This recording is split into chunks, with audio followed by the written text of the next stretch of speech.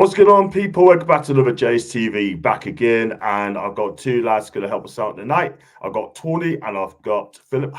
Philip's having problems with the screen in a minute. Hi, Tony. How are you doing? Hi, John. Not too bad, mate. Not too bad. How are you? I'm great, not too bad. Just got back yesterday from Newcastle, and it's just really had a good time, and massive win. So yeah, Mad game, John. Mad game. But there again, I think a turning point. I tell you what helped us out. David Moyes taking Antonio off. That was a stupid move. That's cost him the game.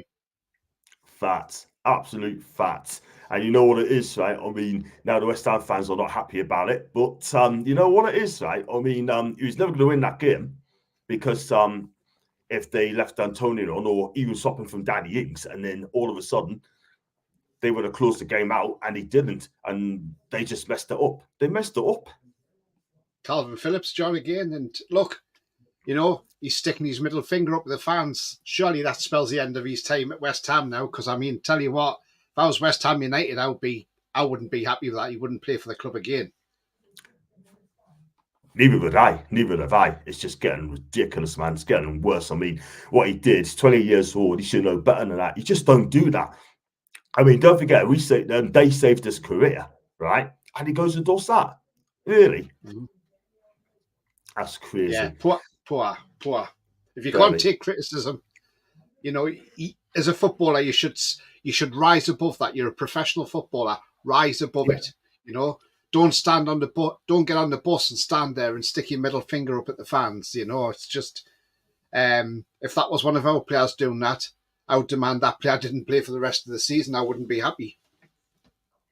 Fact. You just don't do that, man. You don't do that because the fact of the matter is they pay your wages and you just can't do it. Nah. So anyway, let's go for the comments before we do that. Please make sure you stick a like, a thumbs up as well. Super chats are open as well. And if you'd like to become a member, it's just 99p as well. So hi to Jed, hi to Jobs. Hope you're great. Hi to Phil. Hi to Carl. Big up to Carl, by the way. Big gooner, by the way. Loving the bits, by the way. He's the real one. Big up to Lorraine. Hi to you. Hi to Alan. And hi to Jobs again. He said, I think he should have kept his headset on. Yeah, fat. Absolutely fat. We're still waiting for Philip to come on, by the way. He's having problems with the system at the minute, but I'm sure he'll be back on really, really, really soon. And also as well, you're representing your club. You should never have done that yet. As manager is protecting him by saying he needs help. Yeah, whatever. Needs help. You don't need help when people put the middle finger up, Lorraine. You're absolutely right. You can't do that, Tony. You cannot go around, like you said, doing things like that. Absolutely not, John. You know, he's on loan. He's had his career saved by being on loan. And at the end of the day, those fans have paid good money to go and watch West Ham. Now, understand, some of the fans were late because there was a problem with the railway line.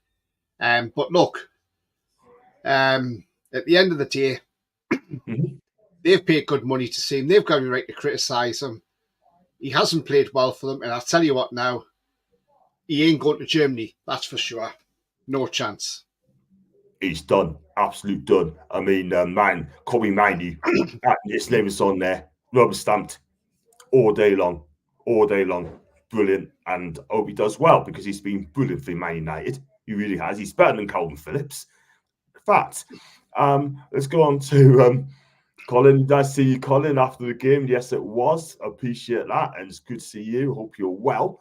Hi to Jobs again. I mean, Calvin. Oh, if he had had his headset, so you wouldn't have heard the abuse. That's true. Yeah. That's true. And Lorraine, let's go green with you as well. We're still waiting for Philip as well. Come on, YouTubers. Watch my channel, yeah? Not getting enough views on there. Help us out. Thanks very much, man. And we've got Mama Flossie as well. Big up to Mama as well from Instagram. And big up to Toonarm as well. This season just gets worse and worse. Great comeback on Saturday, but oh my God, these injuries. You're going to go into that, delve into that as well. And Carl, say hi to Mama. Show Mama Flossie the love as well. Say hi to her as well. And Carl as well, both from the Instagram. So, yeah. I mean, go on, Tony. I mean, it was, you know, that the incident with the ball boy on Saturday when Kudus he wanted the stool because obviously that's part of his celebration. How he sits on a stool, and obviously the ball boy probably didn't understand what he was saying. You know, and everybody, and you know, but it was a nice touch from Kudus when he had actually done his celebration. He actually went back up to the ball boy, rubbed his head, and said something to him, and the ball boy gave him the thumbs up. So obviously, you must realise, because obviously at West Ham he probably just nicks the first stool and sits on it. But it was a nice touch. There was no malice in it at the end of the day, and that was nice to see. Not like Joe Hart, but because we all remember Joe Hart from the 2014 World Cup when he got when he swore at the ball boy, "Give me the effing ball," and then when it's clear as day on TV. We know at the time England were losing 2-1 to Italy, and he was wanting the ball quickly, but you don't shout and swear at a ball boy like that. Absolutely not. Facts, absolute facts. And I think Kudus he's got a good attitude, this guy, a really good attitude. Yeah. And you know what? That's how you celebrate. Simple as that. Let's go on to more comments before we go quickly through the game, before we go on with the injuries as well from Saturday. Hi to Static. And what a comeback it was indeed. Thank you very much indeed for that. He's also a mod on Lee Gunner's channel as well. My guy, big Gunner fan. And I'm a member now, newest member on this channel. Big up to Lee Gunner if he's watching. Big up to Andrew DB. Hope you're great. 29 likes. Yeah, let's keep those likes coming up, flashing. Let's get to 100 likes. Yeah, that's what we look for. 100 likes. That will be amazing. Thank you, Static. Yes, he was fantastic when he came on the pitch. And big up to Mama, and Mama Lloyd gets on together really well. Didn't understand. I wonder what the ball boy said. The ball boy looked solid. My seat, my stadium. Yeah. And I think Kudus understood that as well. And big up to Julie G as well. Hope you're great. And I hope you're having a good day as well. Right, let's go quickly about the game on Saturday before we go into the preview.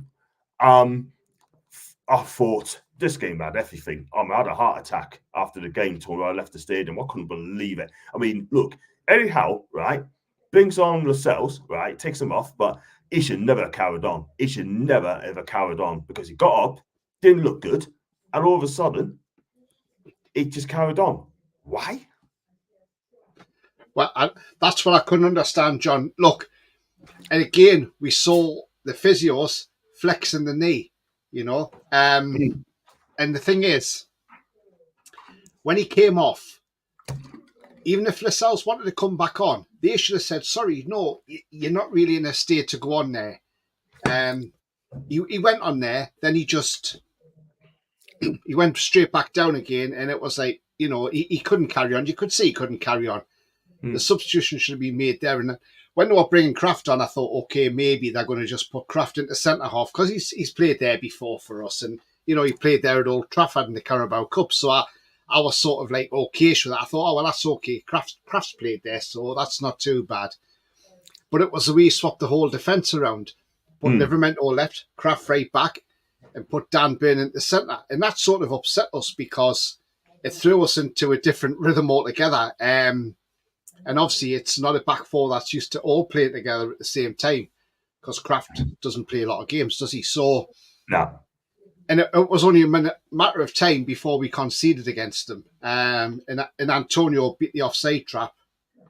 For a 34-year-old, he's still got the football brain there to do it. Yes. But Dubravka, look, he has to take a bit of blame because he should have come off his line a lot sooner. If he comes off a lot sooner, either he saves it or it goes over the bar, from Antonio. Because he doesn't come out to get down or to make the angle tighter for Antonio. Antonio's got an easy chance. Where if that was Nick Pope, now we know Nick Pope's a sweeper keeper. Nick Pope would have been out and that ball would have been cleared. And Antonio wouldn't have got anywhere near it. And that's the problem. But yeah, with the defence, it was just all over the place. And then obviously, I know when Kraft went off in the second half, he weren't happy about being taken off. But we're just getting so many injuries, John. That's the problem, And then when he brought on Almiron and Lewis Hall, sort of looking, I thought, well, hang on. He's got Lewis Hall now at right back because obviously Livramento had to go off with an ankle knock again. And he put Almiron at left back, which I found strange. But then I thought, well, that's not a bad move because Almiron can play down the left anyway, and he can link up down the left. But yeah, I was just a bit gobsmacked by that, to be fair. And then when Almiron went off, Lewis Hall had to go back over to left back. But I thought Lewis Hall played well when he come on, if I'm honest, John. He's putting one in. So now it begs a question. Obviously, we're now short. We haven't got Lascelles now, so he's going to have to play Burn at centre-half. So he's going to have to start Lewis Hall at left-back, I'm afraid, because this lad needs game time. And the only way he's going to get the experience is by getting the game time. I remember this lad playing against us for Chelsea last season when we beat them 1-0 just before the World Cup break. And I thought he was amazing that day for Chelsea.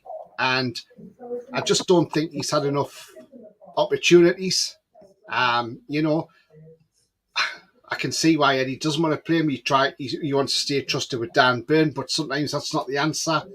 And you just look at some of the goals we've conceded with Dan Burn at left back. Would they have been avoided if I had Lewis Hall there, somebody with a bit of pace?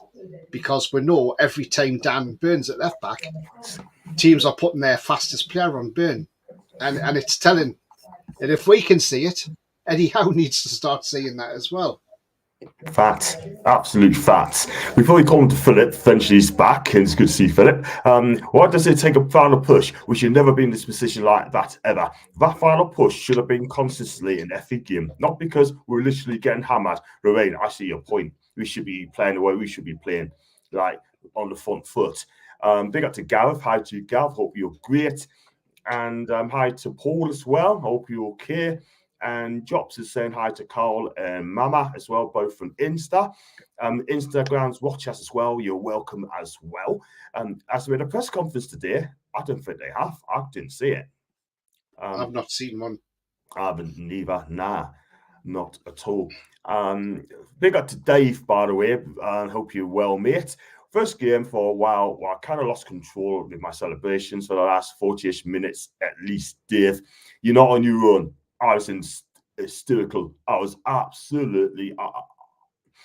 check out me vlogs and see how I was like. Check it out, man. Check it out. And we need to trust rotation at times, even if we weren't winning, and Hall was excellent. Facts. Absolute facts. Hall was top class. John, yes, Tony. Go for it. I mean, obviously, because you were at the game, you wouldn't have seen it. And obviously, it was at the Gallagher end when Barnes scored the winner. There was a fan running to try and get on the pitch to celebrate. Yeah, I see that. He got that excited, but I mean, he's probably going to get a ban now for doing that. And, he wasn't doing any harm, but it's the protocol now, isn't it? It's going to be, you probably get a banning order for that. But look, you can see why the fans got excited, It was just one hell of a game. And Harvey Barnes, 2 goals he took, not to mention the assist from Alexander Isak for the 3rd goal for Barnes. I mean, what a goal that was. That just split the defence. Absolutely, man. That's why Isak's got to stay in the summer. I don't care how. Look, the thing is, if the end of season comes, he's got no Sweden to play for in the Euros, go and have some surgery, get sorted out, come back pre-season, and next season, I mean, he's missed 12 big chances a season. So if he had hit all those 12 big chances, or even 10 of them he'd put away, he'd be on 24 goals now. Absolutely. This guy's fantastic.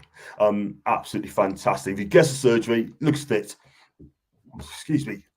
We do see the real Isak as well. Yeah. Philip, big up to you, man. And I know we waited for you.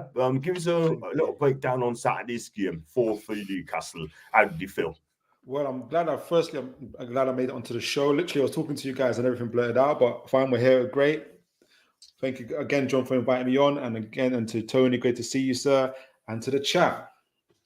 Now, there's 2 ways of seeing the game.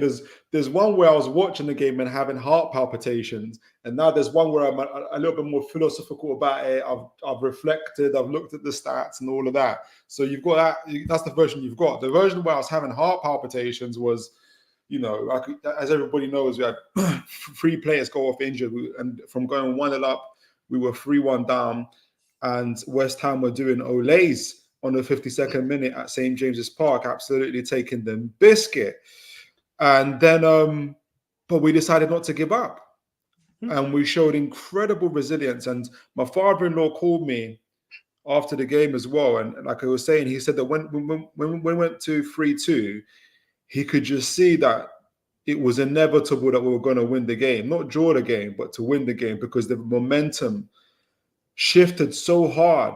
And a big part of that was the St. James's Park crowd. And you could see that, the West Ham players, they could see it, but they couldn't stop it. The Newcastle players absorbed it and took it with themselves. They didn't have a rush of blood, where sometimes you can have that when you're so G'd up. They kind of had a controlled aggression in their play, and then everything that came with it.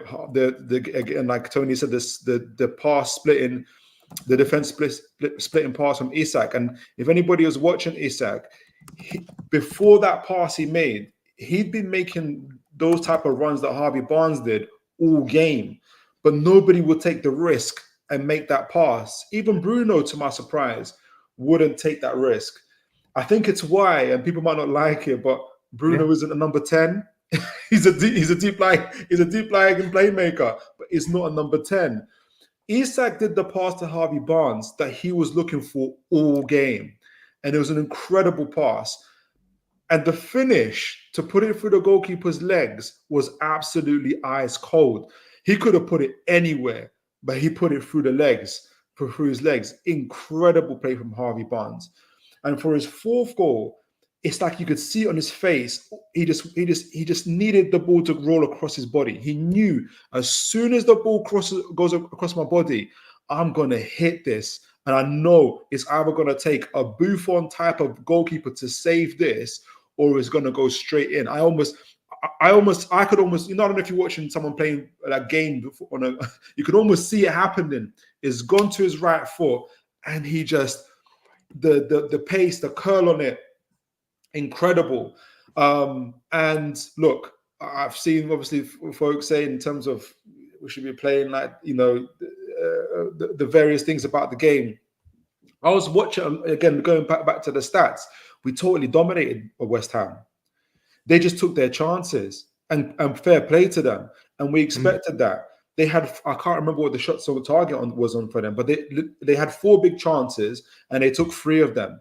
Credit to them. Obviously, the injuries were unfortunate. All of them, in my opinion, were unfortunate. With the Lascelles situation, I understand folks saying that he should have been taken off earlier, but with the greater respect is we don't have an X-ray machine on the sidelines to tell us that there's been an ACL injury.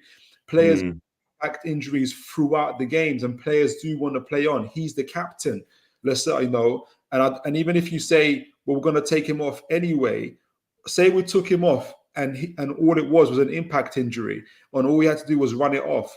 And imagine we lost that game.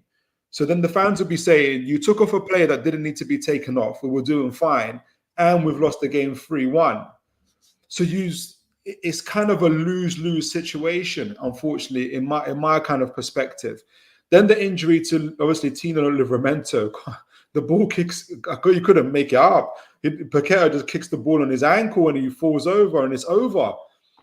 Almiron, and then this is the annoying part where obviously Joe Cole, and the commentary was great. I think it was great, but I think Joe Cole made the comment about how when a player comes on and comes off after 5 minutes, you can already tell they've been trained it's too much. The training is too much, and that you can't push them so hard. And they started praising David Moyes and saying, "Look how he's looked after his players."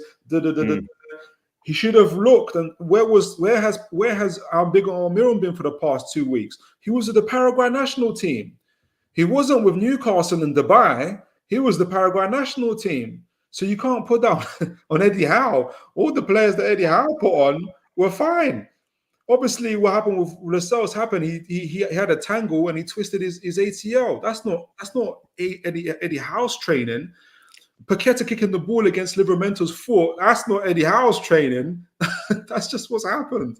Anyway, we've won the game. We dominated West Ham, and we showed incredible resilience. under the hardest of hardest circumstances.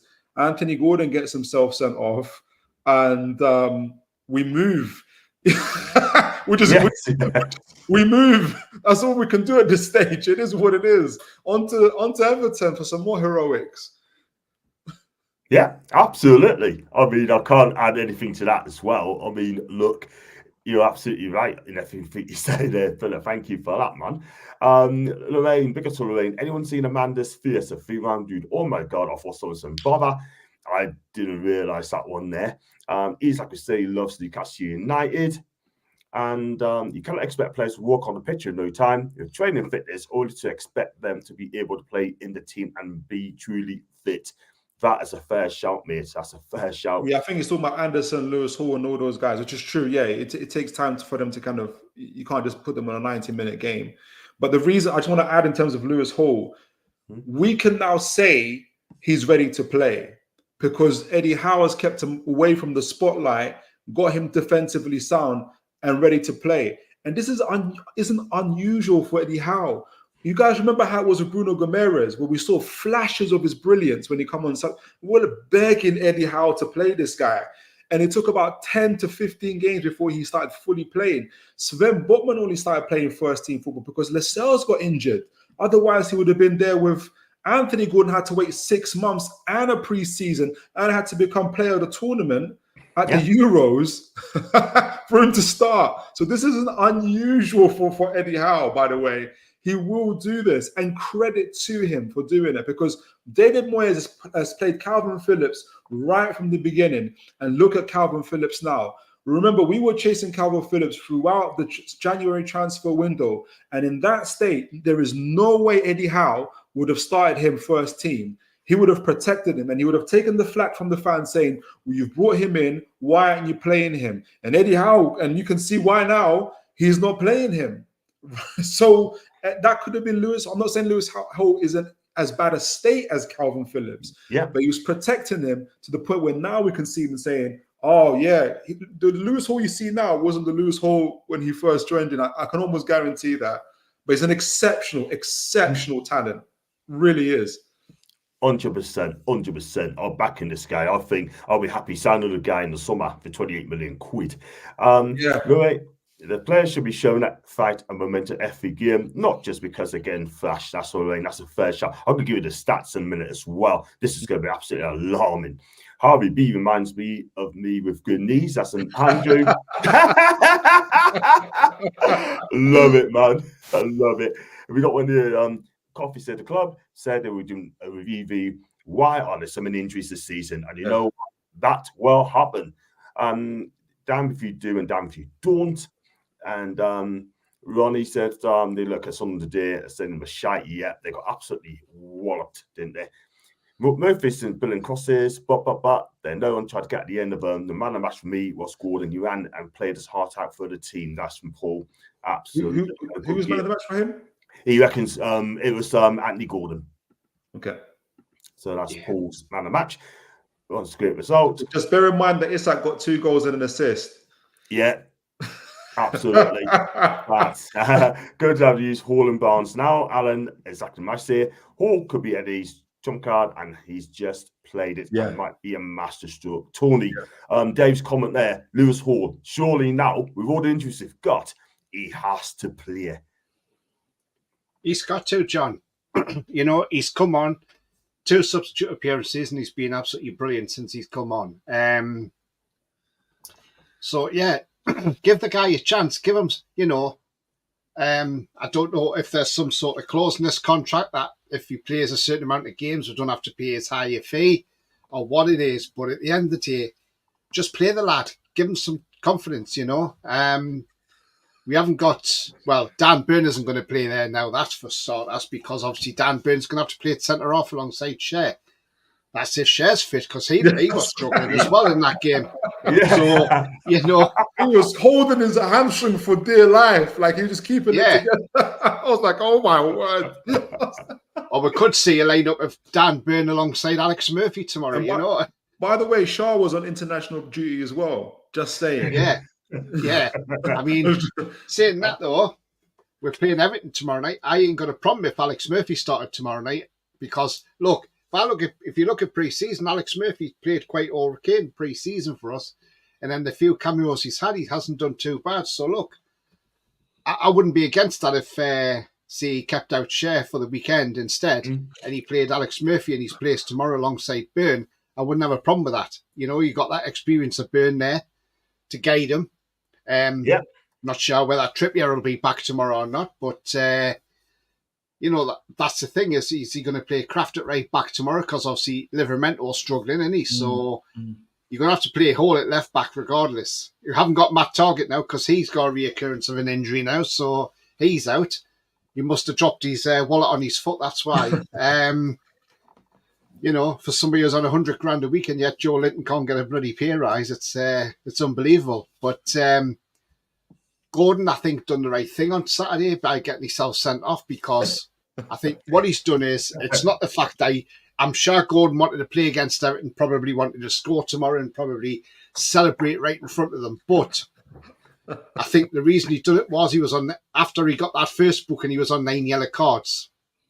So then when he got the second booking, he knew what he was doing, kicking the ball away.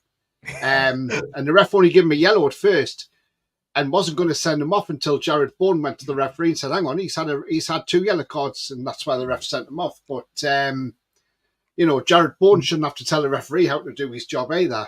Yeah. So when Gordon got that second yellow to a red, it then knocked his cards back down to 8 yellow cards. So now he needs 2 more cards to get a 2-match ban. So I think that's why he done it.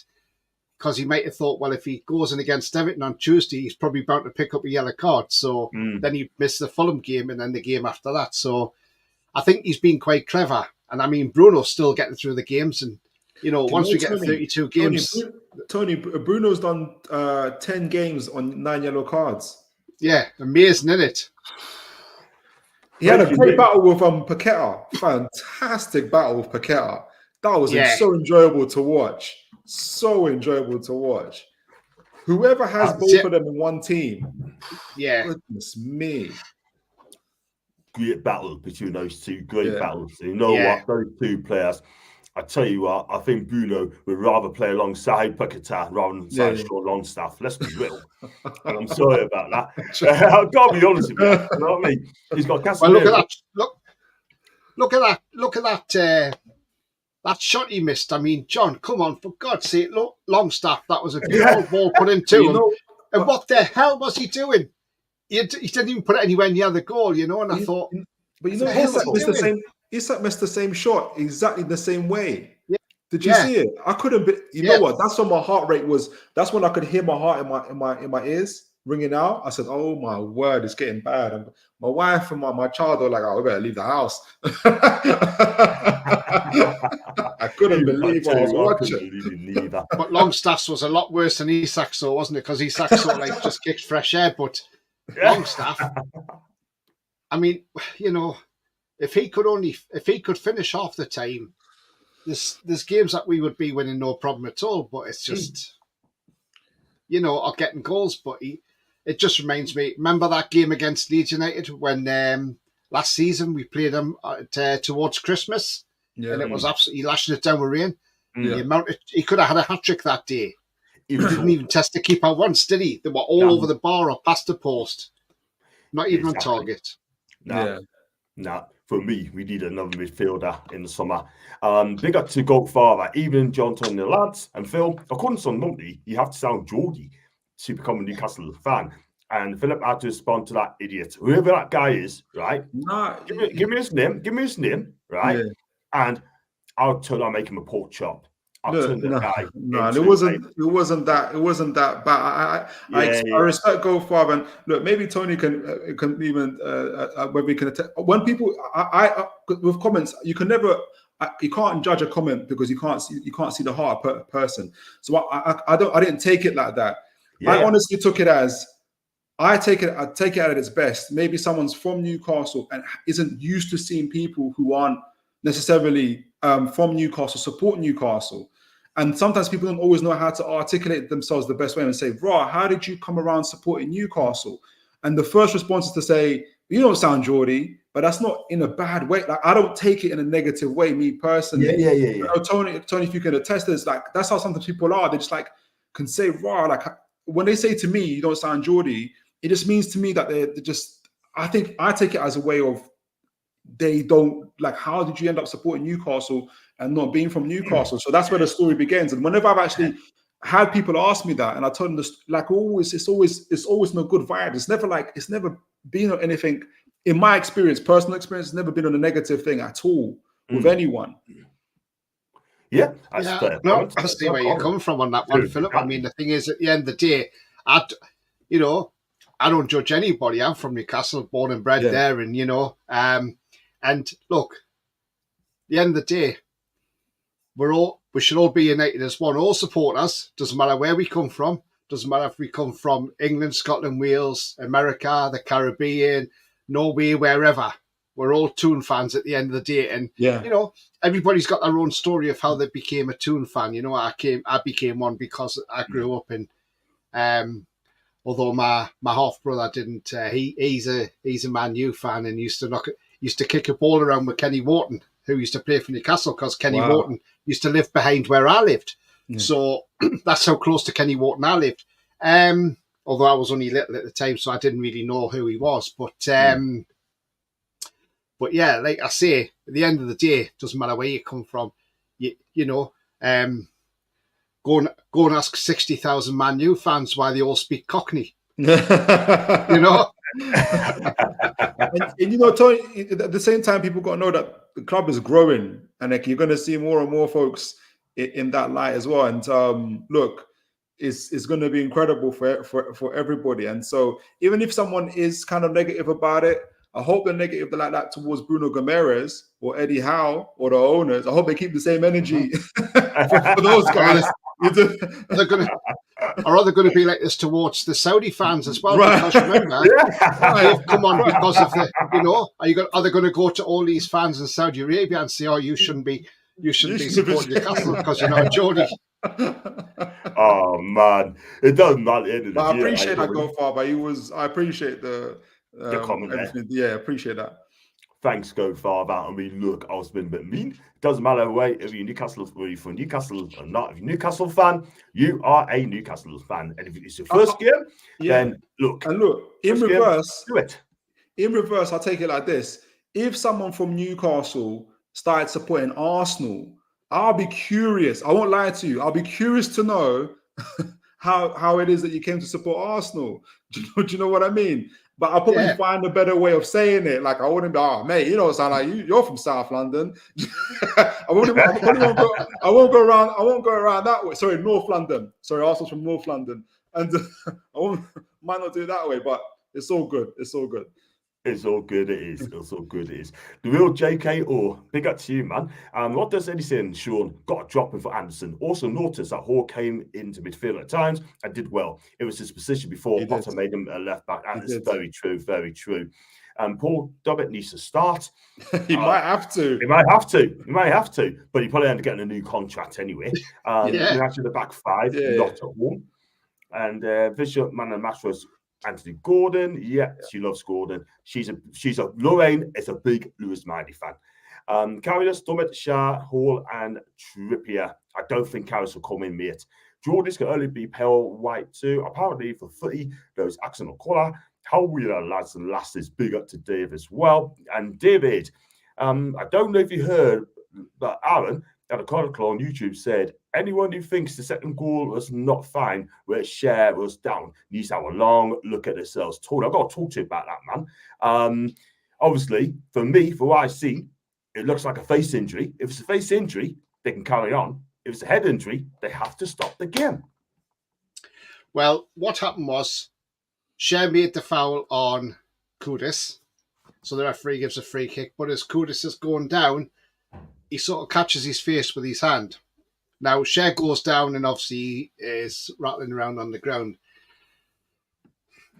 Paquetá takes the quick free kick, which then goes through the bone. But and what it is, it's the discretion of the referee if he thinks it's a head injury or not. Now, I can see why some fans are upset I was sort of like thinking, hang on, Cher's down injured. Why you not, the game stopped. Get him checked out. But he decided, no, we'll carry on. And it was reminiscent, if you think, to the Liverpool game at Anfield, when Hayden was down with a head injury in the box. Yeah. And Mike Dean carried on. When Liverpool got the equaliser, he then got the help for Isaac Hayden. Now, but from what I've seen, and as I say, and what I've heard as well, it's within the laws. It's the referee's discretion. He doesn't have to stop it if he doesn't think it's a head injury. And he obviously didn't think it was enough to warrant stopping the game, and he allowed the quick free kick. Paquetá said, can I take the free kick? And he went, yes, of course you can. And it was straight through the bone. At the end of the day, we've won the game now. It doesn't matter. But, as I say, it's down to that key element. It's down to the referee's discretion. If it was a clash of heads, then fair enough. The referee would be in the wrong. But for the fact it was just a hand to the face, it's not really a head injury as such, is it? And, obviously Cher's not happy about it, but at the end of the day, there's nothing you can do about it, is there? Yeah, it's a catch-22 there, like, you know what I mean? Because someone knows it was a head injury or a face injury. But for me, I've always said if it's a head injury, kick it, fall out, and make sure the game gets stopped. There's Twitter to 37. Do go on to Twitter. He's bants. He's always bants. Running skin mower. He's bants, and he's a good guy. I love the Toon fans, but they don't sound like they're drunk in the rocks 30 years ago. I love it. Oh yeah, and we are more joy than you lot. That's the spirits as well. It's a shame it's not 1:05 yet, isn't it? Facts. If you have the passion for the Toon, we all want it for the Toon. And Paul, we are a family as well. Anthony Gordon wouldn't get the yellow on purpose and surely could deem as a max fixing. And go back to Lorraine's comment as well. Some Everton fans are saying AG done it deliberately, but AG is not rattled by the Everton fans. He has got the Hall of Fame James Park behind him, not tomorrow night because he played at Goodison. I don't know, what else does he have to do to show you that he's not right? He didn't have a great game, but he did play at Goodison, So. Nah, that's true. Yeah. I think probably may not need him tomorrow. We still beat them. Are you coming to the game tomorrow? I'm not, Jonathan, unfortunately. But happy birthday to Jonathan, by the way. Do wish Jonathan a happy birthday. And happy birthday. Many happy returns as well. I genuinely love diversity. That's dear. Thank you, Dave. I see Tony selling Molotov cocktails doing the Scotch Rights in 1991. That's from Ronald. And I love the team because my dad's uncle, granddad's two bros. My dad's 89, and I'm desperate to see him win a trophy so my dad can witness it. He wants to see ticket holder for years. Big up to Lorraine. Big up to your granddad as well. And also Dr. North London. I tell you what, they got a great chance. Miley 67, Lorraine fancies him as well. I predict Mourinho to battle Everton with an out of box volley goal. Half-time winner, second half goals in Isaac, Jordan Maradona. Ziggy Saggy runs the score, both assists by Mourinho. You know what? Coffee loves Jacob Murphy. And I tell you what, I would not be surprised to got posters of this guy in his walls in his room. Right, let's go to Everton. I'll go talk about Everton, Tony. Apparently, according to your group chat, that they could be getting more points deducted, man. Up to 12 points. Wow. That's the stories going around. I mean, look, they're in a lot of trouble at the moment, Everton. We know that, a lot of this PSR stuff with them. And do you know what? It is dodgy as hell. And if they get this takeover by 777, that's just going to make that... They're just going to... Well, let's just be honest. They'll nosedive Everton. They really will. They're not the owners they want in that club. Let's be honest. I mean, look... An Everton fan put on, Everton's losses have almost doubled from last year's accounts. Last year, Everton's losses were £44.7 million. This year's accounts, the club's losses is now £89.1 million. Now, that is really poor. I mean, when you think one of the big players of both, Balassi, I think he plays for Preston now, doesn't he, in the Championship? Teams like Crystal Palace must be laughing when they sold him, to Everton. And Kieran Maguire says, since Farhad Moshri's bought Everton, the club have lost more money than any other Premier League club, despite making a profit in the first year on the back of selling Romelu Lukaku. So, look, even Kieran Maguire's calling it. I think they could be in serious trouble. If they get a 12-point deduction now, that'll put them on 13 points, level with Sheffield United. Oh, no, bottom, because Sheffield United got 14 now. That'll put Everton bottom of the Premier League. And I'll tell you now, be a long way back for Everton to stay up now, if that's the case. Especially if Forest win that appeal and get that 4 points back. Which, by the way, I think if they win that appeal, it's bad because, look, it's only a 4-point deduction. They're out the relegation zone because they drew with Palace on Saturday. Forest should have looked at that and thought, well, hang on a minute. We could have had 6, but because we were upfront and honest, they've took 2 off us and they've given us a 4-point deduction. Take it on the chin. Now, where I feel sorry for is if the likes of Luton Town think they've stayed up and say they're ahead of Forest by 2 points or whatever, and a week after the season's ended, they say to Forest, all right, okay, we're going to scrap your points deduction. You're not championship bound. You're staying in the Premier League and Luton are relegated. That's absolutely disgusting. I think that would be bad. And so, to do it at the end of the season, a week after the season finishes, to come out with a judgment, I think is absolutely shambolic. So if it was somebody to stay up like Luton Town ahead of them, I hope Luton Town stay up by about 6 or 7 points ahead of Forest, just to say, well, do you know what? Yes, you've got your points back, but you're still going down, I mean, look, I was under the impression Leicester were throwing their games as well because, again, today they were 1-0 down, but they actually won a 3-1. Because I wouldn't blame Leicester if they just wanted to throw the games and say, sorry, we're not going up because if we go up, we're going to get a point deduction. But obviously they're not top now because Ipswich have gone back top after that late goal against Southampton to win 3-2. Which means Southampton's going to struggle now to get in that top 2 now. But the thing is, at the end of the day, if Everton get the 12-point deduction, it's what they deserve. And if they do get docked 12 points, then there's no coming back from it for them, I don't think. And there certainly won't be to appeal that one, surely. They were lucky to get 6 points. They were lucky to get 4 points knocked off. So, yeah, I mean, what do you think, John? 12 points, do you think it's right for them? And do you think they'll be gone if they get a 12-point deduction? They've been a second time, will they get caught in that? I don't agree with this PSR thing, do you know what I mean? You got to win it on. You got to win. You get points winning games, not getting punished, you know what I mean? But sad to say that if they get 12 points, I think they're done. But the rules are the rules. Don't agree with it. But if you've done it again, you would have thought they would learn for the first time, Tony.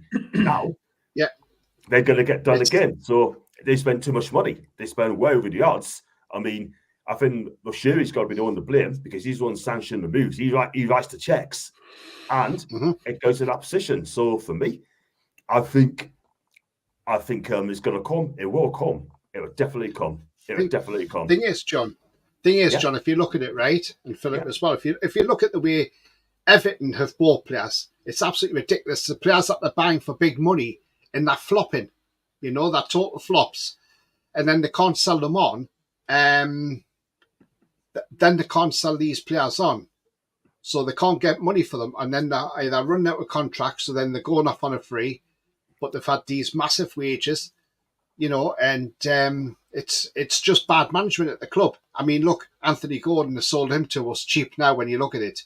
Anthony Gordon's worth a lot more than £45 million now. And yes, all these Everton fans keep saying, oh, well, Gordon jumped ship and all this. No, he left a club that had so much toxicity. Why did he want to stay there? And not only that, they were all laughing when we signed Gordon. And the thing is, if there was any true Everton fans out there now, they would actually admit and say, actually, Gordon's turned into a better player since he's left Everton than when he was there. Yes. But they won't admit it. That's the problem. Nah, they won't. They haven't got the backbone to do it at all, man. They just won't do it. But going back to the points as well, if they get a 12-point deduction or between 10 and 12, I think Everton are done. And Luton will definitely be staying up in the Premier League. They're a breath of fresh air. Do you know what I mean? Rob Ed's done a fantastic job there at the football club. He really has. But I thought it was disgusting. Aaron asked the protocol said Dab should have a long look at themselves and they wouldn't be able to comment, question them on this. My channel is 1,000 better. David, share the love to you, my guy. Thank you so much indeed for that. And the ref stopped the game for Qatar early in the game for a push on his face. Consistency. Yep, that's true. No problem, Jonathan. So I meant until the players chat how the ref knows it's not a head injury. The ref had to go to him, ask him the question. And I saw it because it was the referee was right next to it, and Shah was holding his nose. Yeah, I know.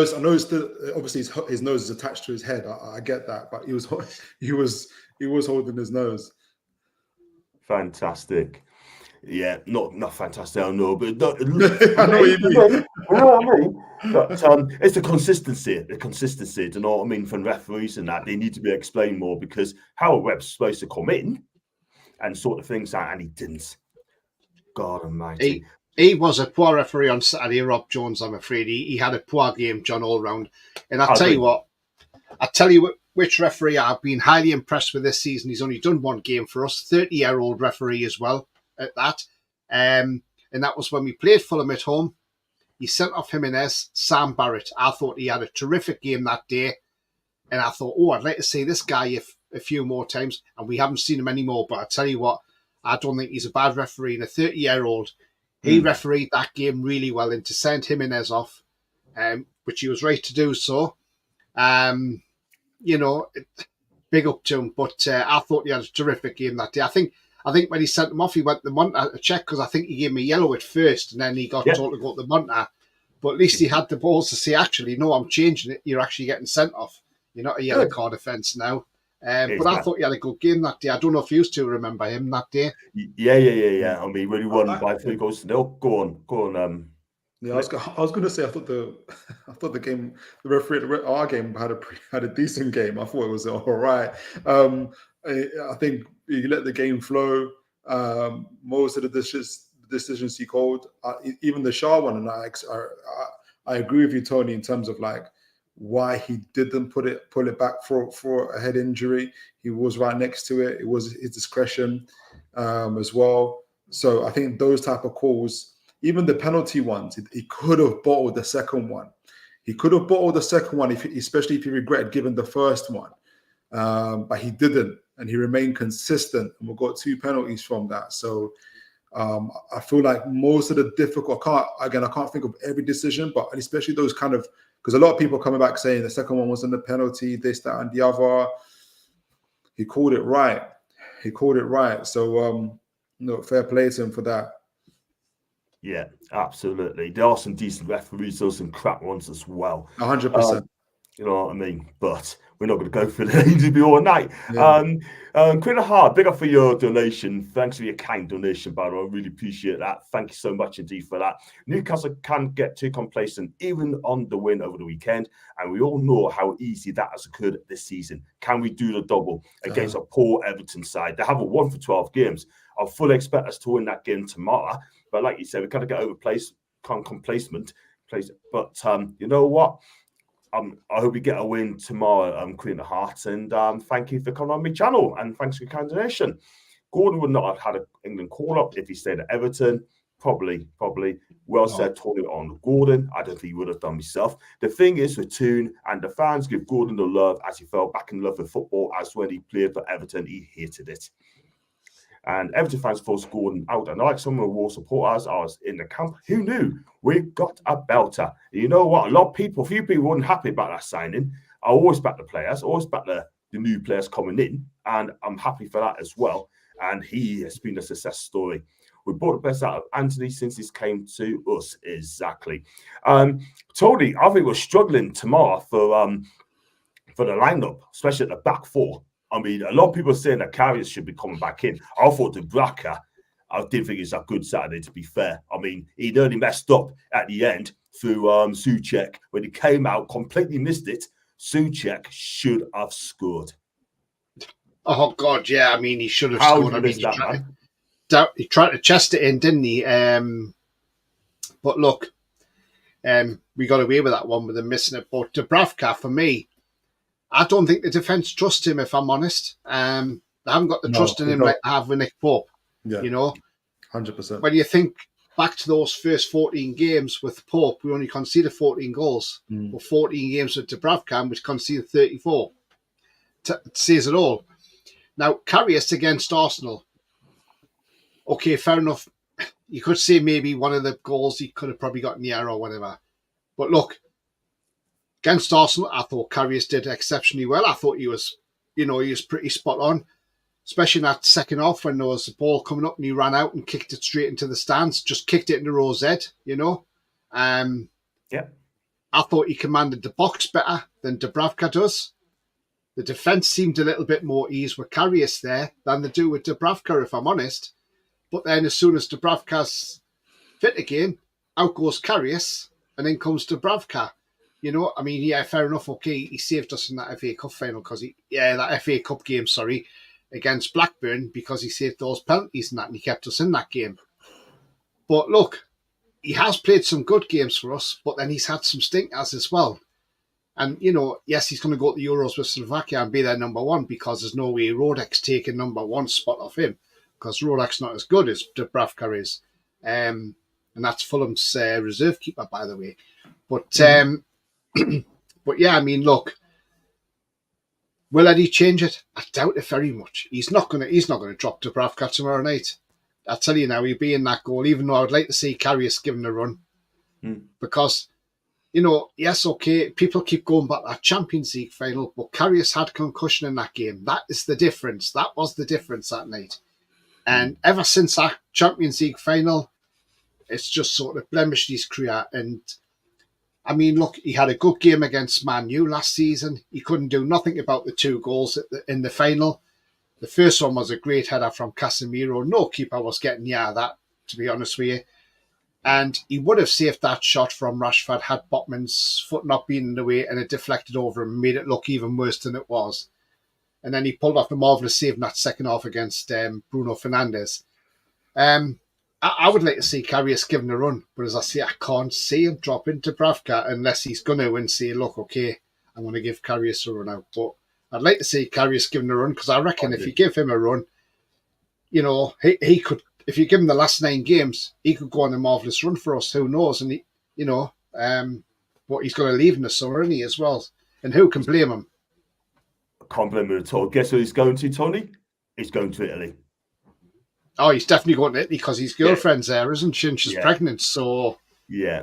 I'll be definitely going to Italy, sort of thing. So I think Karius will do well in Italy, because also I watch Italian football, highlights and that as well. Can't see the live games, but I do keep an eye out as well. And you know what it is, right? I think it'd be perfect going to Italy. Genoa, I think they're the latest clubs we want. I think Genoa needs a goalkeeper, and they're interested for a backup as well. But we'll see what happens. This is not a Serie A channel, unfortunately. No, John. Not a Serie A channel. Not a Serie A. Do you think, Philip, do you think Karius should have a chance? No, I think because sometimes the grass does seem a little bit greener. I know that Dubravka isn't the greatest at all. I think there's a chance that Karius could be worse.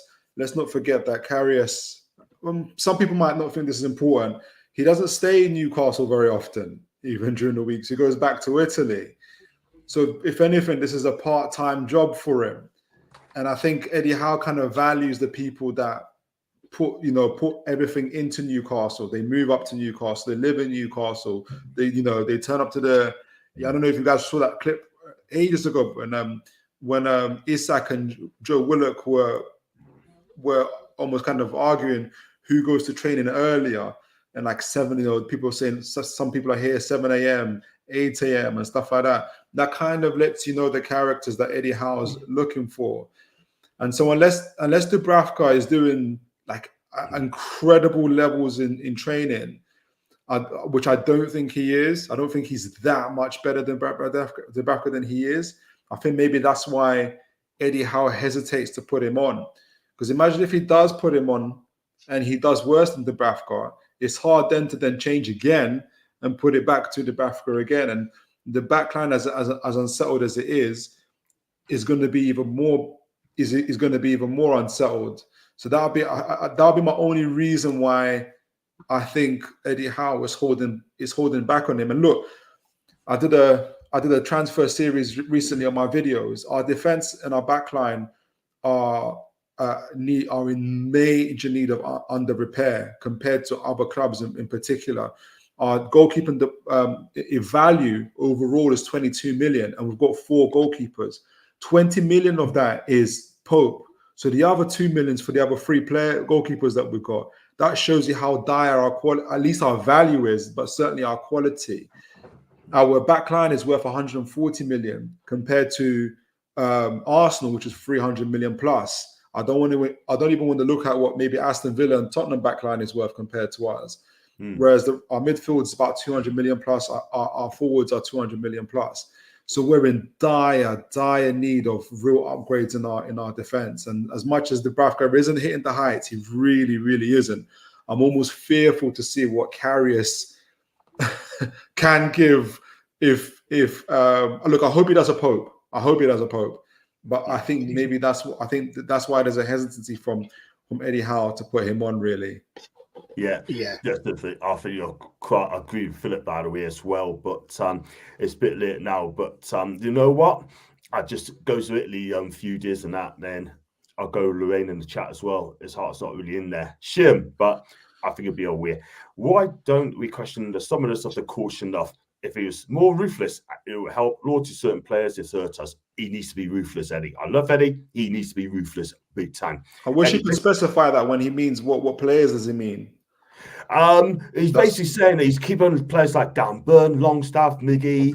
Okay, we took off Dan Burn against not me. But yeah, no, but I'll just say to that, say if he is talking about Dan Burn, yeah. He took off Dan Burn, who's our main guy in defending set pieces and aerial balls to the goal against Arsenal. What did we do? We started conceding set pieces and balls to the aerial balls. So yes, there's an advantage to having Tino Livramento. His athleticism, his ability to carry the ball, his recovery pace, it's all incredible and it's needed. But he's not a back three defender. He really is a pure right back. Newcastle play with a back three when we're in possession in particular. And yes, Dan Burn hasn't got the pace attributes, but he has got the height that he needs in order to be a back four. It's not perfect. Newcastle are a team in transition. I don't know if do you guys watch relay racing? When the guys are running, they got the baton and they pass it on to the next person. One of the most critical parts of relay racing is when the baton is passed on to the next racer. You could be doing incredibly well for the first 3 races, and if that baton isn't passed properly, that's a transition, you could ruin your whole race. Newcastle are passing that baton. They're in that transition phase. And and it's such a delicate balance that Eddie Howe has to keep. Someone said, I didn't even know this, but if you guys see, there was a video released by Athletic, all on Newcastle, for a 45-minute video, incredible. They said that Eddie Howe actually, when he was at Bournemouth, changed the formation and the players several times when he was at Bournemouth. So he's no stranger to doing that. But when he came to Newcastle, especially in this period, he's been very resistant to doing that. But then Eddie Howe has grown a lot since that time. And he also understands that he's in a transition. It's not going to be perfect. He puts Livramento there, and there'll be a whole different yes, there'll be benefits to it, but there'll be a whole other set of problems to it as well in terms of how the back line goes. I'm not against, I love Livramento, but I could kind of see where Eddie Howe is coming into that. He's willing to say, I'm going to sacrifice us, maybe Dan Burn getting twisted up on the sidelines, but we can at least do something about that. But if people start chucking in balls into the box and set pieces, we're going to be especially vulnerable to that. So unless there's an answer to that, I think Dan Burn stays. Yeah, it looks like it, doesn't it? Do you know what I mean? But I know a lot of people want Dan Burn to go, but obviously he's here for a reason. But we got to keep him now because he's got to play in defence for us. But I see what I mean. I see what you mean, man. I hope you explained it well there to Joe for Jolly 9 as well. But still, I like Coffee. What do you think about Maldini being linked to Newcastle? Another Milan connection. That'd be very interesting, but nobody knows. Nobody will be. Thing is, John, apparently the company have now got a shortlist. But it seems to have gone quiet with the guy from Benfica now. So maybe he's not the guy that they're looking at. No. But if they're looking at Maldini, that is very interesting. And that is the thing that would be very interesting. But we do need a decent director of footballing. I mean, the club did say before, when Dan Ashworth went on to gardening leave, they did say they are looking, Craig Hope, in inverted commas, said they are looking at an elite director of football. Yeah. And obviously Maldini's up there with them as an elite director of football. So it's no surprise. And he's not in work at the moment, is he, Maldini? So he'd be ideal to come in, wouldn't he? But we'll just have to wait and see. And Man U are still saying they are not paying the money that Newcastle want for Dan Ashworth, and they said they can't get anywhere because Newcastle are digging their heels in. Well, no, Man United, we don't just offload people on the cheap for you. Look at what you tried to do with us with Jesse Lingard, remember? You wanted the £5 million loan fee, and then if we stayed up, you wanted a £12 million survival bonus. Well, guess what? We didn't pay it. So if you want Dan Ashworth, pay the 20 million quid and you can have him. But if not, he stays on gardening leave and he'll stay there until the end of his time, and then he can move on. Fact. Absolute fact. Philip, you go with that, will you? For Maldini.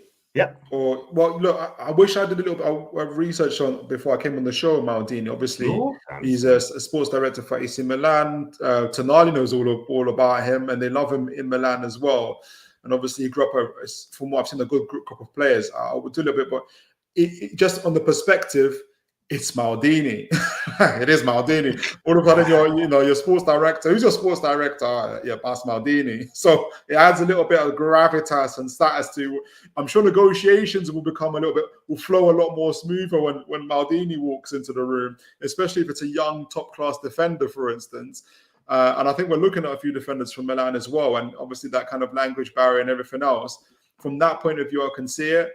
I do still favour my ideal dream team will be Paul Mitchell and Phil Giles. Paul Mitchell, especially on the recruitment side of things. Phil Giles building up our academy in particular. Newcastle should have one of the best academies in the land. It's a disgrace that we only had one scholarship last year. It's insane that happened. And so that'll be my dream team. But without looking into Paolo Maldini a little bit too much, I hesitate to kind of rule him out at all. But just the gravitas he brings with him would be exceptional, really, if that were the case. If his track record backs up who he is, it would be absolutely exceptional to have him. It'd be interesting how his relationship with Eddie Howe would be as well. Exactly. That'd be very interesting. I think Eddie needs to speak Italian very, very quickly.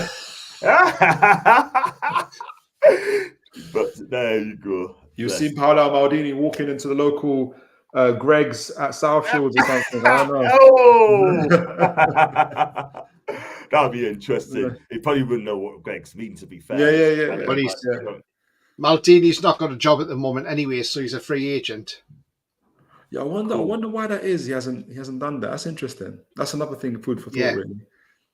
He was sacked on the June 6th, 2023 by Milan. Yeah. Maybe also a bit of a break if he comes back. But if it's going to be Maldini, I'll give him a chance. For Gordon, maybe go on, Tony.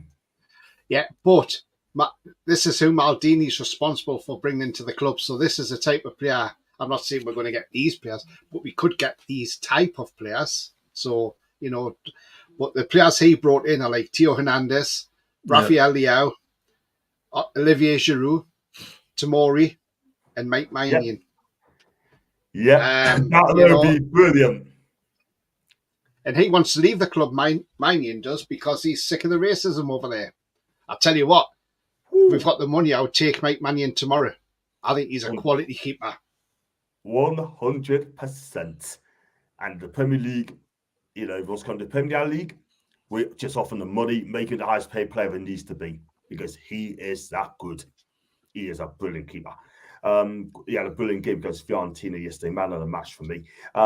Maybe good to get him and rest this game after playing so many hard games. Yeah. Moreover, maybe he does want to play against his favourite team, and that's from Santi. Talk about Anthony Gordon. Spurs look for a fight when they face Newcastle. They said he won't play clean. That's Queens as well. All she wants to know who the referee is. I don't know who the ref is. You're right, Mary. Of course, they warned. Too much settlement over skill with the gap full lane. Who is the ref for the Spurs game? Unless you know, we don't know that at all until a week's time. She can't wait for the Spurs game. I know. And we cannot keep blaming other players when the blackout stinker. Man, you couldn't wait to send them back after this huffy jolly there. Yeah. Wow. And the closer to the debt, I reckon. Didn't John lose 1,000 bet about Botman not signing for us? It's £100, by the way. I said that he would not come to Newcastle, he ended up going to AC Milan. And how wrong was I? I paid up. Tony remember that as well. And they say, go on, Tony. Officials for tomorrow, John. And he's refereed one of our games before against Everton. Most notably the one where Anthony Gordon squared up to Share and Burn when Trippier scored the free kick. And that's Tony Harrington from Hartlepool. He's our referee tomorrow. He's assisted by Scott Ledger and Sean Massey Ellis. Mm-hmm. Fourth officials, Anthony Taylor. VAR is Michael Salisbury, our great friend, and his assistant VAR is Natalie Aspinall. So that's the lineup for tomorrow for referee. So Tony Harrington's refereeing the game, and Taylor's on this touchline as a fourth official. Thank you so much indeed, Tony, for that. Thank you very much indeed. And let's hope he favours us tomorrow night. We can see too many goals on this channel. It's lack of pace is a weakness for us, but also time right problem for him. I think height's an excuse. It's just one of his favourites. That's that's for Dan Burn. Well, just remember last year we had the joint top best defence together with Man City, and who was the regular in that defence? It was Dan Burn. And when was he playing? He was playing left back. So what's the difference between? Excuse me, I'm sounding a little bit too. He was the left back for our team in that sense. The big difference this year is the amount of injuries we've had, especially to Pope. I tend to think that had Joe Linton and Pope stayed fit, would be higher. Just those two players out of the 13 plus players who got out would be a lot higher up the league, because Pope plays really well off his line. He's an exceptional sweeper keeper. He pushes our defense right up. And our lines, as a result of that, play really well and really compact. You're absolutely right in terms of us getting beaten down the channel. But part of the reason we get beaten down the channel is because Dubravka doesn't like coming off his line. Our defense has to sink back because players are hitting us down the channel. And our midfield, there's a huge gap between our midfield and the defense as a result. For me, I see it as a structural problem. And Burns' weaknesses, which you're right, his pace and athleticism get exposed even more. But Burn hasn't changed. He's the same guy that was part of the best defense, second best defense, or joint first defense last year. It's our structure and our injuries that have really kind of have changed that. That's just my view. Yeah, that's true. That should sort out as well. Dave said that after Tonali issues, I think he should give us Maldini for Nout. And where did this Viana things come from? So Maldini hasn't got any issues either. Like, did he? Does it? How close was we to Tonali? Did he know his issues? that might be an interview question. How old do you know Tonali again? Yeah, 23. He's a young lad, did he? 23. Wow. I mean, if you go back to Jesse Lingard, I saw over the weekend there. Oh gosh. He's been criticised by the manager of the Korean side, FC Seoul. He says he doesn't do a lot on the pitch. He doesn't track back or nothing like that. Yeah. And he's played 3 games as three substitution appearances. That's all he's made. Deary me. He won't He's last finished. long out there. He won't last long out there. He'll not last. He'll come back. And the fans come up in droves for him. They had to buy a whole new kit stand for his name alone. The fans absolutely, they doubled, or I won't say they doubled, but their crowd attendance has increased. They've come out for him. They're spending their good money for him. They're buying the merch for him. Come on, bro. If you're not doing, just track back. Even if you don't want to do it, just do it for the people that have paid to see you do it. Just like at least pretend to track back. You know, I don't know. That's my feeling about it. Crazy, absolutely crazy, unbelievable. United's linked with Jason Wilcox as the new director of football. Yeah, they got him. He's already come. It's already come. Yeah, that's confirmed. Yeah, he just signed his son. Wow. And still have boots, not sure. Viana wasn't very good here. They would take him, same poverty took Santro, can't remember. Yeah, it will be. Weatherspoons. Maldini and Tonali at the Weatherspoons. I couldn't. Oh my word. My God. Less said. My God. My neighbours are Tottenham fans. Maybe Gordon does not want to play against his previous team, as he should get him fully fit for next week. Sorry for the wrong type. Santi, you're absolutely fine. I understand you, my guy. I do remember the officials, Tony. Need chance could remember, because Tony does his research as well. And it's a mixture of West Ham, Spurs, and Arsenal around here, which is good. It's good to see different fans in the chat as well. Mixture between fans and backgrounds as well. Again, it's great to have different chat as well. We're going to go through the score predictions as well, guys. Newcastle, Everton tomorrow. Tony, I'll start with you. It should be 3 points tomorrow, but remember, this game is a mug game. Well, it should be 3 points, John. Now, depends how Everton turn up and approach the game. Because under Sean Dyche, you don't know what sort of team's going to turn up. I know they took us a partner away at Goodison Park, but that was down to 2 Trippier mistakes at the time. We should on paper we should win the game, but football's not played on paper, unfortunately. No. So we got to take into consideration the team that's going to be out there tomorrow night.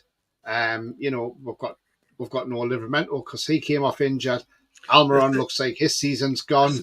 Tony, just to say that on FootMob, it's saying that Kieran Trippier might play, but I think maybe it's a week too early for him. I don't know, but they're saying that Trippier might make a comeback. I don't know. Yeah, he did see after the international break, but when I didn't see him Saturday, I thought, oh, well, maybe it's too early yet. Look, I think it'll be a tough game. Everton will make it tough. They'll play the low block, which you can see they're going to do. Yeah. I'll take a scraping 2-1 win. Yeah. And Lorraine's nearly got a scores, right? I mean, 4-1 to Newcastle. But she did say 4-1 to West Ham. To Newcastle, 4-1 to Newcastle, and nearly pulled it off. Did Almiron not miss a really good chance as well at Everton? He had a chance, and I think he plays all over the bar. 4-1 to Julie said 4-1. And with a mystery, that is Horse playing tomorrow. I hope he does. First of all, will Lewis start tomorrow? Harvey Barnes start tomorrow? Philip? And yeah. I think he will. I think it'll be Lewis, Burn, Shaw if he's healthy. I hope he is, and probably Kraft. And our midfield will be the same, and our forward line will obviously have Harvey Barnes in it, Isak and Murphy to the right. I should think. It's John's right. The game isn't played on paper. I did a pre-match preview for it. I think. Look, Everton haven't won in 9 games. They score very minimal goals. They're one of the lowest in terms of actually scoring goals and creating chances. They play a low block similar to West Ham, but West Ham got better quality of players as we witnessed with Kudus, Jared Bowen, Mikel Antonio, Lucas Paqueta, who I think is on the verge of being world class at some point. And I think it'd be great to have Lewis Hall. I suspect that Lewis Hall might invert a little bit this time rather than, obviously, Kraft can't invert. So I think it'll be more on Lewis Hall who can do that role really well. And we pack the midfield, keeping possession. So long as we don't give away silly fouls away in our third, giving them opportunities to do set pieces and corners and control the play as much as we can, we should be okay. We're always susceptible to a counter-attack. But again, their players, they don't have a Kudus or a Jared Bowen and guys. Yes, they have a Calvert-Lewin and Beto, but again, they're not as good at it. So we should have the control over it. I gave a 3-1 win prediction. Yeah, I hope it's one of the biggest wins is if we keep a clean sheet. I'll be ecstatic over that. I just don't see it happening, unfortunately. And my biggest fear is is a little bit around the Bravka. I think Dan Burn is actually, speaking of Dan Burn today, he's probably going to be our most important player, him and Isak, because Everton are going to do their best to be physical, to be rough, to bombard our attack, our defense as well. And Dan Burn is going to be because look, we all know the Bravka, how he is in the air. We just saw it against Souček. You're going to see a little bit more of that, against Everton. So Dan Burn is going to be vital. So 3-1 to the Toon. Yeah, cool stuff. According to Lorraine, Trips has mental issues as well as an injury. Bless Trips. We don't know how true that is. Okay. We don't know how true that is, but we've got to investigate that as well. I hope for a draw. I'd like to see 2-0 to Newcastle. I'd love to see that scoreline. I'll do as well. And any thoughts of top 7? But got to be Everton at home. They're bottom half, or Everton could be in spot above that. But if Newcastle win tomorrow, then we'd be in 7th place if the result scores are weird. But 7th place for us. And Heart versus Heart depends what Everton brings out. Even I'm uncertain. Because even look at our bench. If even that team goes out, our bench is going to be thin. Literally, it's probably going to be for my lineup. Anderson, who might probably unfairly will be on the bench because I think Willock will keep his place, but Anderson will be on the bench. After that, will be Dummett. It'll be Richie. We'll probably see Alfie Harrison, the young Alfie Harrison, on the bench. I'd love to see him on the pitch and see how he goes. But our bench is going to be thin, absolutely thin. Yeah, 100%. Because they need to investigate as well in the summer because our injury record, guys, is absolutely a joke. I mean, it needs to be an investigation, man. It needs to. You got to find out the root of it. Did you know they combined the days of people that are out injured, and it amounts to 5 years. So all the days that the people are out. So Botman 9 months, someone else's 9 months. Is it Lascelles? I add all those days up. It's 5 years. It's 5 years worth of injuries. So I think we're about 3-4, or probably now 400 days ahead in the league table of injuries to second place Man United. So we've now got probably about 1,500 days of injuries. It's phenomenal. It really is. It is, isn't it? It's just ridiculous, man. But I've never seen a season like it in my life. Unbelievable. So to be 8th, to finish quarterfinals twice. If we finish in Europe, I don't think it's bad going, to be honest. I wish for higher, but if we get Europe in this state, and we had a 17-year-old boy in Lewis Miley for most of that time, it's not bad. It's not bad at all. Not bad at all. Guys, do follow NUFC on Soul Collector and also, NUFC concept kits for retro shirts if you want to buy one. Not to be missed. Do follow them on Twitter. Adam, NUFC Collector comes on my channel as well. And NUFC concept kits, maybe one DS. So please give them a follow. And then if you want to get a replica shirts, then, have a look on social media and see what you think. Newcastle Hospital has done well. They have indeed, Mary, they have indeed. Wow, need to impose some more staff as well. Yeah, that's true. Even Newcastle and Inter starting 11 can fight for a top 4 if they were fit. And yes, I was very close to the West Ham prediction. You were, Lorraine. You were. And you told us to be positive as well, which I'm always positive. So just before we wrap up the show, I just want to give you a stat, Tony. The last 15 games, right, we played, we conceded 3 or more goals 7 times out of this 15. That is horrendous, man. I saw that tweet of Mark Douglas, right? MSI Douglas, by the way. And I tell you what, when I saw that stat, I tell you what, my heart sank.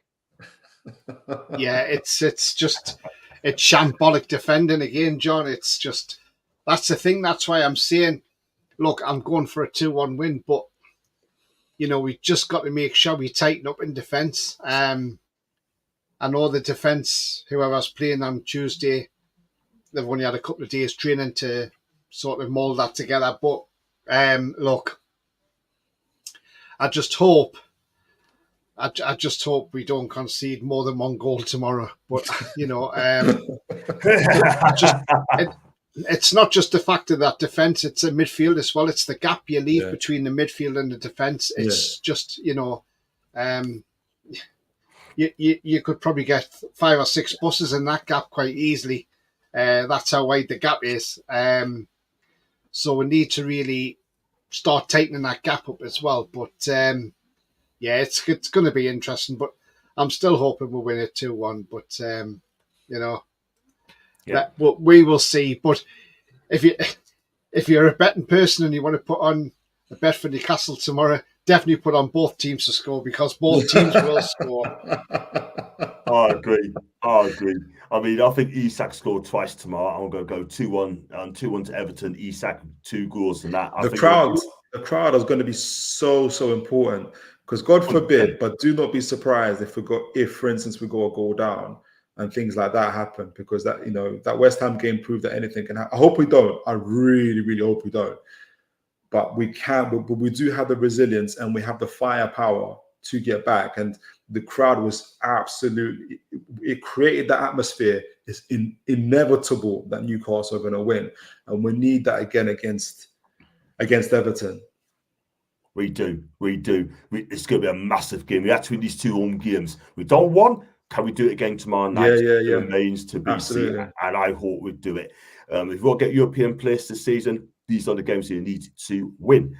These are going to be first to go in the rest notebook. For me, I say Onana, and for Everton, bye to coffee. Have a good evening, mate, and that'll be a problem, Tony. Yeah, and thanks. You have a good evening as well, Mama, as well. And just for definitely wrap up the show, Sean Dash has come out and he's asked a question about his winless run, which stretches to 12 games. His reply was, "It doesn't mean anything." Could you imagine that was Steve Bruce? He said that for Newcastle 12-game win streak, and he said it doesn't mean a thing. What does it mean, like in terms of this game, or was it in context of this game? So it's just terms about the way Everton's been playing and why they're not been winning games. Oh, okay. Yeah. I don't think he's fearing the sack, because the club can't afford to sack him, so he's probably not bothered what he says, is he? He's just one of those managers who's just irritating, and in that voice he has, it's just like, Yeah, absolutely. I think he's doing the best of. I watched Everton, and God help me, they're not good. They're not great players at the end of the day, and that's just the brass tacks of it. They've got a few decent guys, Onana, but Onana's not a ball playing midfielder, for instance. Jason Garner's decent-ish, for instance, on the ball, and folks like that, but they're just not generally a good team, especially with the ball. And I think, how else is he going to answer that question, Sean Dyche? Yeah, I know, look, my players are awful. 12 games. I think he's just shifting the pressure onto himself, which probably a man in his position, that's the best thing to do. Steve Bruce, on the other hand, if people remember, would say, like, we'll give it a good go. Or when they say to him, why don't you open up a little bit and play a little bit of football? Because no, we're not good enough for that. And that's before a game. They'll say, look, we'll give it. It'll say stuff like that. It's an uphill task, but we'll give it how can any manager? But anyway, that's PTSD talking. But yeah, Sean Dyche is just, I think he's just doing his best to keep the pressure on him. He knows 12 games isn't great, but he's not going to put his players under the bus for that, unlike different certain managers that we've had before. No, facts. Yeah, I definitely agree. With that. I mean, if anybody wants a flutter tomorrow, you'll get 19-20 for Newcastle to win. You get 11-4 for the draw, and you'll get 13-5 for an Everton away win. If you want a goal scorer, Alexander Isak, 4-1 for the first goal, or 6-5 any time. If you want an outside bet for a goal scorer, if you want Dan Burn to get the first goal, it's 33-1 or 11-1. That's a good one. Yeah, or 11-1 any time, which isn't a bad shout, to be fair. Player to be carded, Fabian Schär is the favourite at 11-4 for the first card of the game, followed by Bruno 10-3. Yeah. For an outside bet, you could put Longstaff at 8-1 to get carded. In that as well. You'll have to tackle first. If you want to see Martin Dubravka make 3+ saves, you get 8-15 for that.